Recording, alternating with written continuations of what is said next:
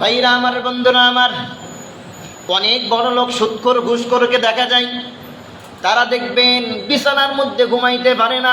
কথা বলেন ঠিক কিনা? ঘুমাইতে পারে না কি জন্যে? তাদের খাটের নিচে অনেক টাকা পয়সা থাকে, অনেক টেনশন, কখন জানি চোর আসে, কখন জানি ডাকাতি হয়। কথা বলেন ঠিক কিনা? কিন্তু একজন দিন মজুরি করে, 5 ওয়াক্ত নামাজ আদায় করে, দেখবেন সারাদিন কাজকর্ম করে, ভ্যান চালিয়ে সারাদিন কৃষি কাজ করার পরে বিছানায় যখন যাই, আরামে নাক ডেকে ঘুম দেয়, কোনো টেনশন নাই, কোনো পেরেশানি নাই। কথা বলেন ঠিক কিনা?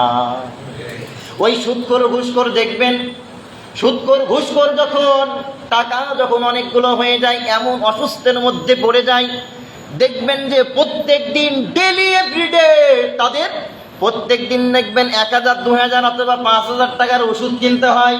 কথা বলেন ঠিক কিনা? এবং খাবার টেবিলে, ডাইনিং এর মধ্যে দেখবেন সুন্দর সুন্দর খাবার, গরুর মাংস, খাসির মাংস, ওই সমস্ত খাবারগুলো রান্না করা থাকে, কিন্তু খেতে পারবে না। ওগুলো দেখতে হবে, শুধু খেতে পারবে। মিষ্টিগুলো থাকবে, ডায়াবেটিস, খাওয়া যাবে না। গরুর গোস্ত খেলে প্রেশার উঠে যাবে। কথা বলেন ঠিক কিনা? আর একজন মানুষ যদি হালাল পন্থায় রোজগার করে, হালাল পন্থায় যদি থাকে, ওই মানুষের কোনো চিন্তা নাই, ভাবনা নাই। এ কথার দ্বারা কাউকে কষ্ট দিতে চাই নাই। এ কথার দ্বারা আমি একটা কথা বুঝাইতে চেয়েছি, যে আমি আল্লাহ পাক রব্বুল আলামিন যে বিধান দান করেছেন, হালাল পন্থায় অল্প যদি হয় অল্প খান, কিন্তু হারাম পন্থায় কোনো সময় যাবেন না। হালাল পন্থায় যতদিন পর্যন্ত থাকবেন, দেখবেন যে তার মধ্যে শুধু রহমত আর রহমত, বরকত আর বরকত।